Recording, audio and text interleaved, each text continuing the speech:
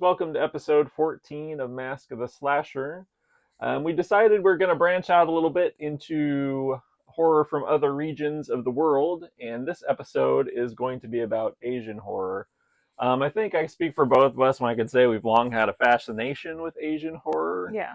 We're going to just discuss a few movies, a few picks that we thought would be good, and we're trying to kind of avoid the ones that everybody talks about, like Ju-on, Ringu, things of that nature. The Yeah. ones everybody knows. I wouldn't say necessarily that these are deep cuts, but I do think they're ones that get talked about slightly less. Absolutely.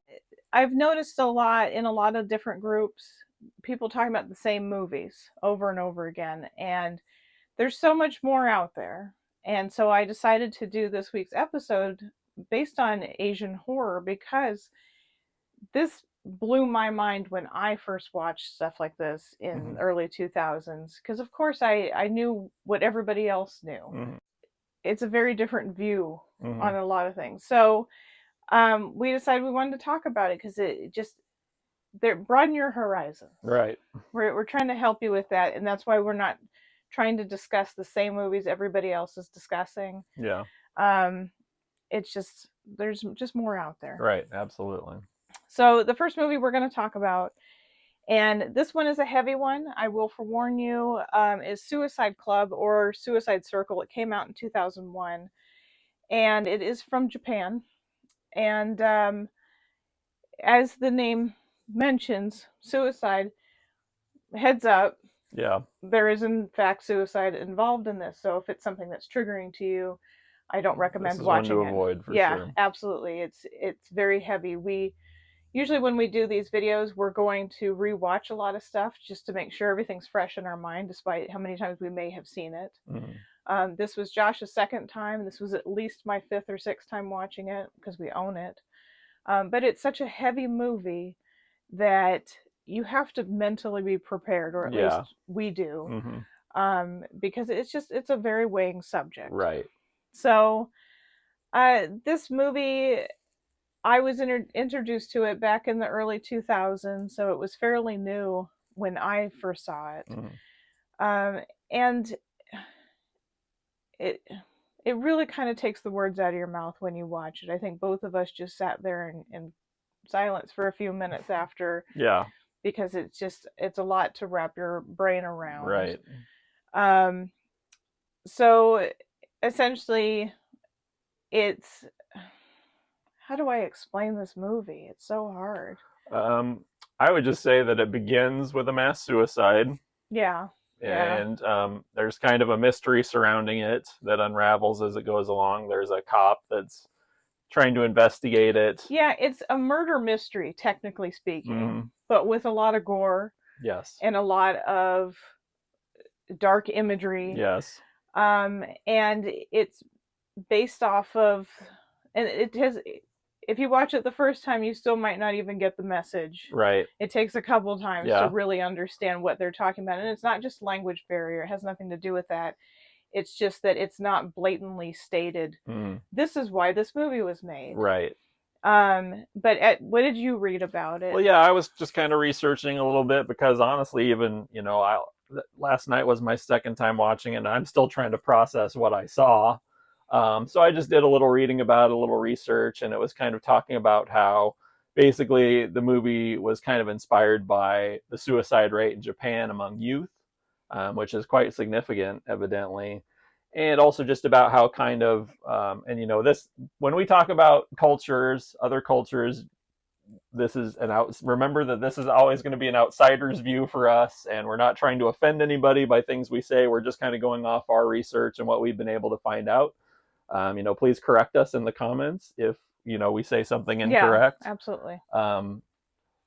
But it talked about the suicide rate in Japan, also about, at least at that time, that sort of mental health issues and being emotional and things like that were kind of, looked down on or swept under the rug type of thing. So I think culturally it is, that's just kind of how it goes in Japan, is that, you see on trains, they don't talk. You don't, you're just very stern and to the point. Right. Obviously they have their joys, their happiness in life, but their work ethic is incredibly strong, Mm-hmm. and it's I think it's very not forced upon them, but it's just built in Right. to their lifestyle. Yeah.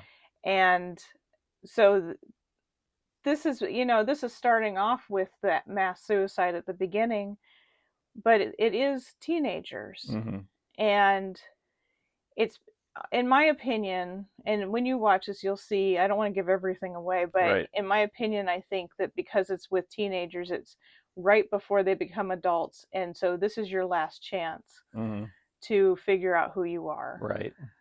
That is a lot of the message in the movie, if you want to keep that in mind, Yes. that how are you connected to yourself? Yes. So it's very deep, Mm-hmm. incredibly deep. Yes. But it's a good movie. It does have good gore in it, Mm-hmm. which I give 2 thumbs up, but it will just blow your mind. Yeah. Um, Yeah. and then there's a strange scene in there Yeah. in the middle, just kind of thrown in. Yeah. I think, what did you call him? I called him a Japanese version of Dr. Frankenfurter. Yeah. From And I said Rocky Horror. Frankenfurter on crack. Yeah. Yeah. It's a really It weird is. scene. Yeah, it is bizarre. Yeah. It takes a bizarre turn right there. Absolutely.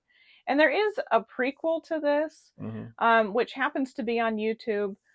Once we found that out, I believe it's called Noriko's Dinner Table. Oh, that's right. Okay. When we found that out, that it's on YouTube for free, or at least we have premium YouTube because we're special. Yeah. But we couldn't do that one. Yeah, we're not. Yeah, it's gonna be a couple weeks, I'd say at least before we're gonna be ready to tackle anything like that again. Yeah, just because it just weighs on you. It's a lot.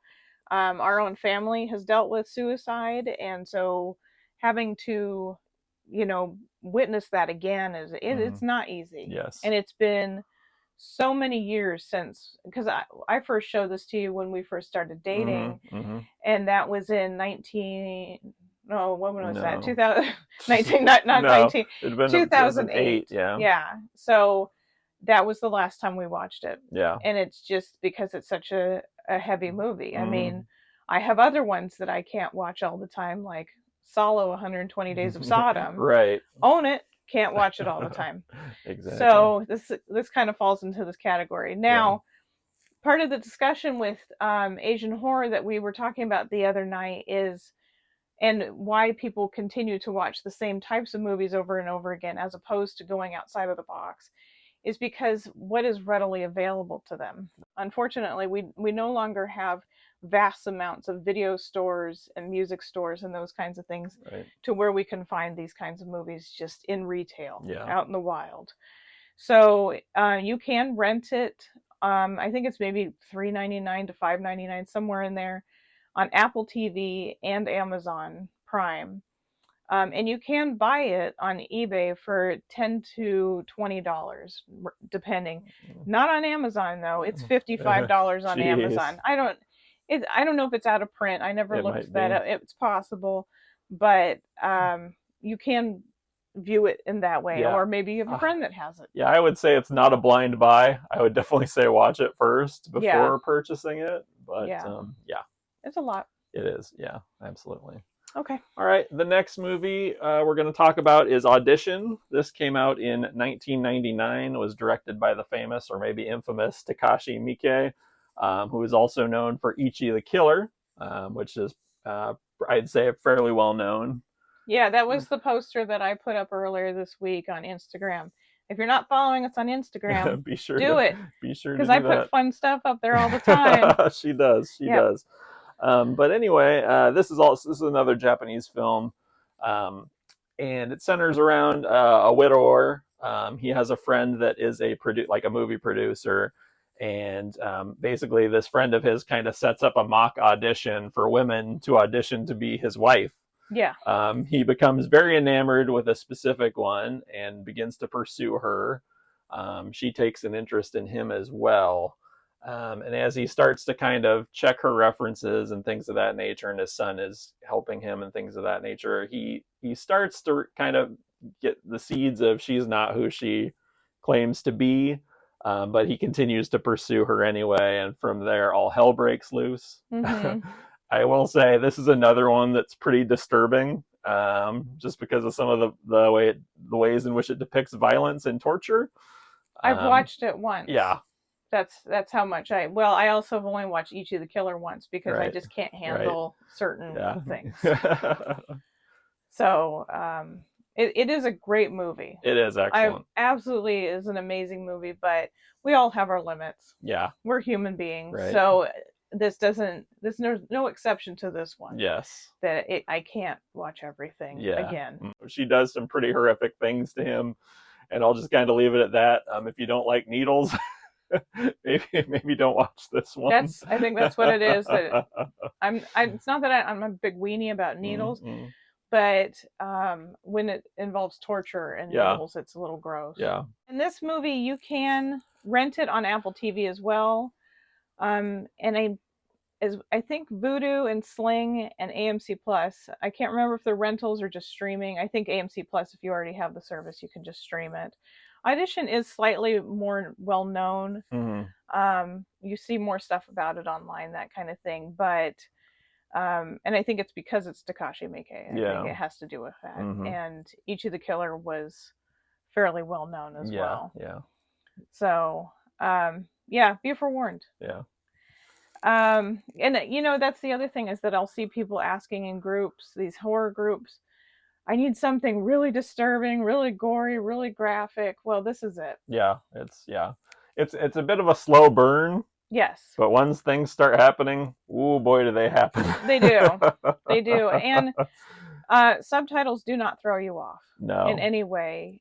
We just recommend you pay attention. Yes. Because yes. you will, obviously, you're not able to just look away, Mm-hmm. Yes. Except for when I have to look away because it's gross. The next one is Sympathy for Lady Vengeance that came out in 2005. This is a South Korean film. It is part of the Vengeance trilogy. If you've ever heard of the movie Old Boy, which was remade in America, unfortunately. Yeah. No. Yeah. Any of the American remakes of Asian movies is a horrible idea. Yeah. Anyway, The Ring wasn't The Ring terrible. was decent, but still not nowhere near the OG. So, this was the last of the trilogy, and this movie also hard to watch. Yeah. If you have children, and it can be triggering a little bit. They don't show a ton of things. Yeah. It's not like you don't see anybody hurting children. Right, but it's very much implied. Very, very much implied, and it's a very good story. Oh, it's yeah. The first time I saw it was only a few years ago, and it was only because you bought it for me for Christmas. Right. Well, we'd watched something about it. Yes. I can't remember which particular documentary it was where they brought it up, and we were both like, "Oh, that looks really interesting," and we couldn't find it anywhere on streaming. So I just happened to find it on eBay for a reasonable price, and of course, we'd seen Old Boy. Yeah. The other movie in this series is called Sympathy for Mr. Vengeance. Definitely some disturbing stuff in this one, but there's also kind of a black humor element to it as well. Oh yeah. Absolutely. And on top of that, you feel somewhat satisfied at the end of it. That vengeance was taken and all was fixed. We don't want to say it, what happens in it, but it does feel good at the end. You're still a little bit, whoa, because of what you get to see. Right. I don't think that there's a lot of gore in this. Not a ton, no. There's violence, though. Yeah, there is violence for sure. And it's throughout. Yeah. The whole thing. So, but it's just, it kind of reminds me of Thriller. They call her One Eye. Yeah. And the fact that it's a woman taking revenge on how she was wronged in life. And I love Thriller, and we will talk about it at a different time, but I think that's why this one spoke to me so much, and of course being a female, right. Anytime, like Girl with a Dragon Tattoo. That's another one, where she gets her payback. Right. I think that it just was, it was nice to see that happen. And what I like about this one too is that it kind of shows the toll that vengeance takes on the person that's seeking revenge. Yeah. There's an old saying, if you seek revenge, dig two graves, meaning one for yourself and one for the person you're seeking revenge on. And obviously these people that are seeking vengeance in this movie do survive, but it does take a very heavy toll on them. And I think that's important to show because so many movies, especially American movies, make it seem like taking revenge is just this easy thing. Yeah. And I think this is a very, obviously it's an outlandish plot and things of that nature, but that part of it I think is very real. Very real. Yeah, I mean, you do see a lot of people online, well, I'll just get my gun and I'll just do this, that, and the other. No, you won't. Yeah, it's not No, you that won't. simple. Yeah, it's never that simple with anything. No, every action has a reaction. Yeah. Thanks, science. You can see it for free, for once. Yes. On Pluto and Tubi, which once again, you know how I feel about Tubi with all their stupid commercials. Have a ton of ads, but take what you can get. Yeah. The last one we're just going to do is an honorable mention. It's been a long time since we both watched it, so we can't give great detail on it. But it has a very long name. It is called The Eight Immortals Restaurant: The Untold Story. This movie, if you like pork buns, you won't after it. Yeah, that's true. I'm going to just leave it at that. Yeah. It's a great story. It's based on a true story, right? It is based right? on a true story. And it's got good humor in it. It does. Surprisingly. Yeah, it's not as dark as the other three that we've mentioned, but it's definitely comical. Yeah. Anyway, you can see that one on AMC Plus, Vudu, Tubi, and Amazon Prime. I definitely recommend it if you need something a little bit lighter. And, I'm going to circle back to trying to go outside of your box with these kinds of movies. I don't feel like it's as easy to find things because we don't have the stores that we used to have. And, and there was also just a tighter network, in my opinion, before internet and social media became such a big deal. I mean, we of course had the internet back then, right? But it was like Yahoo Chat. Yeah, it just wasn't the same, right?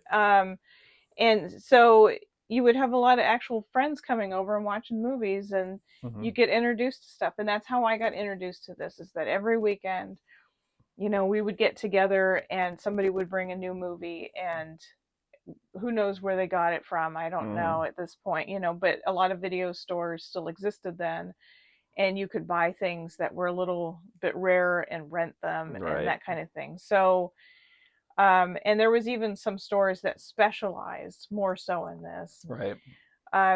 Usually the stores that we can still find today, like we've mentioned a couple times today and in past videos, is Rasputin's Amoeba. Yeah. There's also Zia's, which is in the Las Vegas and Arizona. Yeah.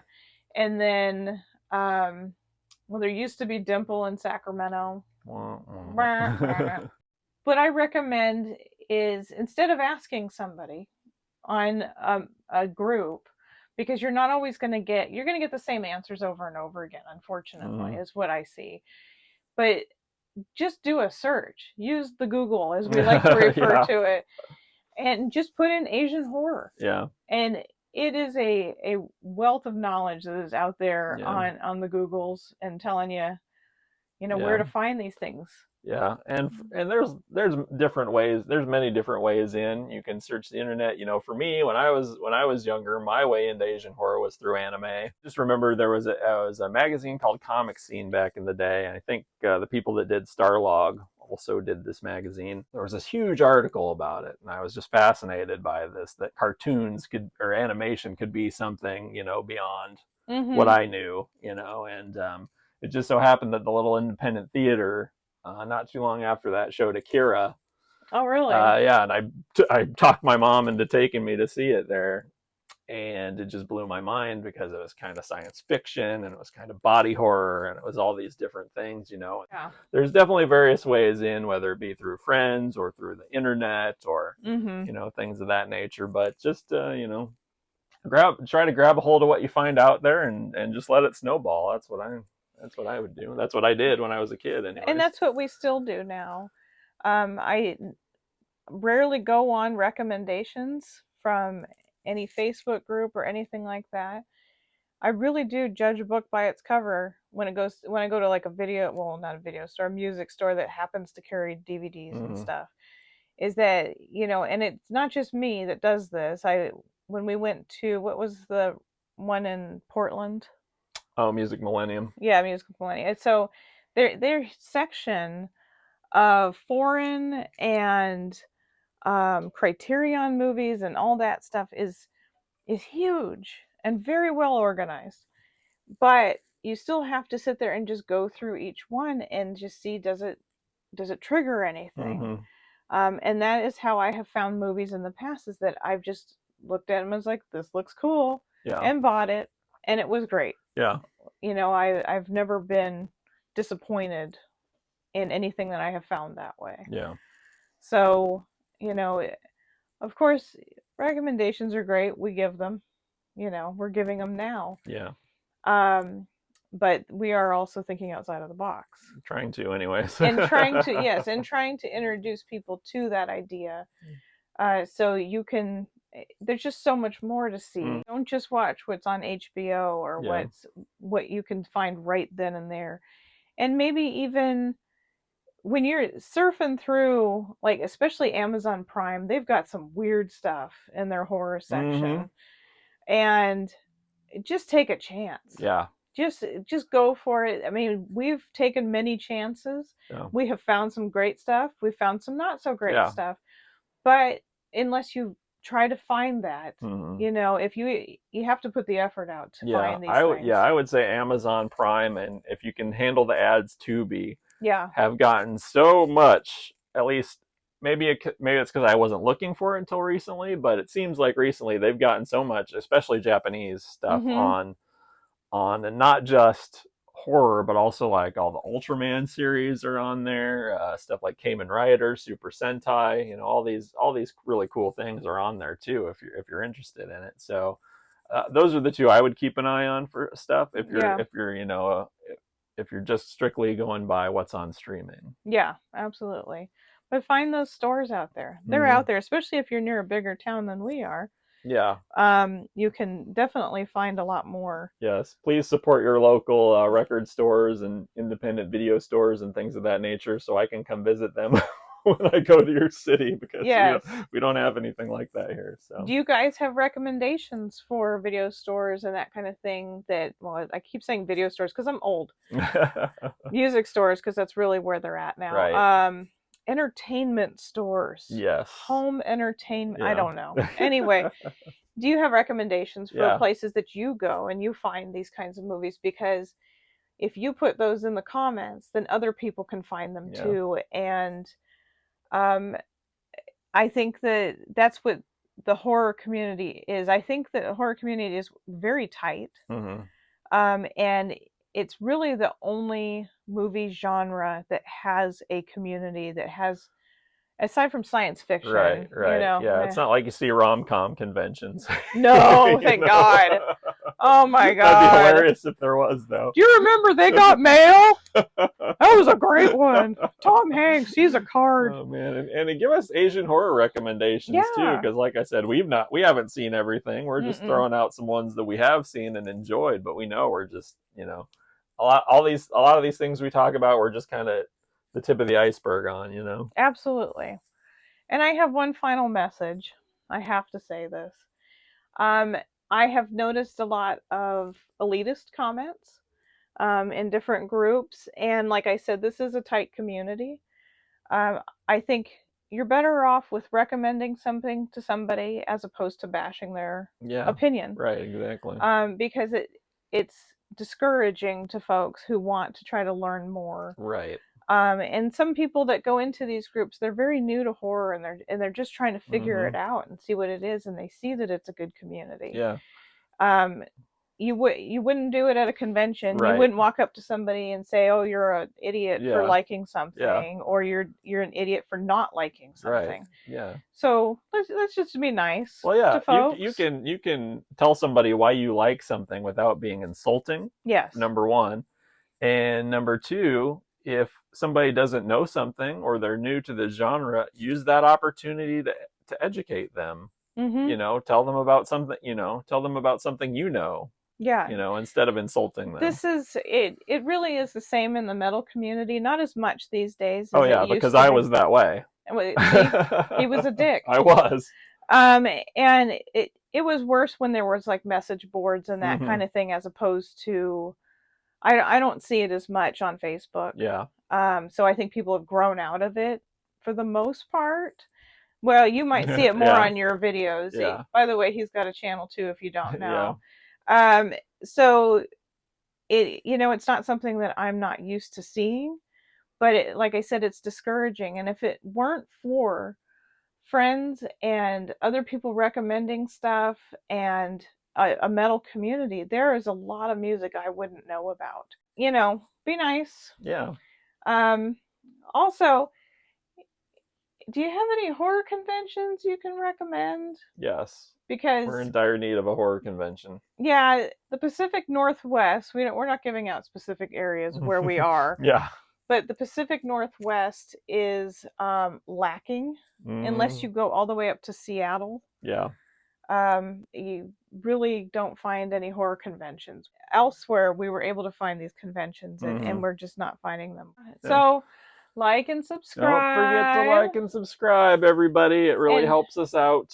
share. Yes, and share our videos if you like what we're doing. Yeah. If you don't, call us idiots somewhere online, because any publicity is good publicity and we'll take Yeah. it. See you next week. Bye. Bye.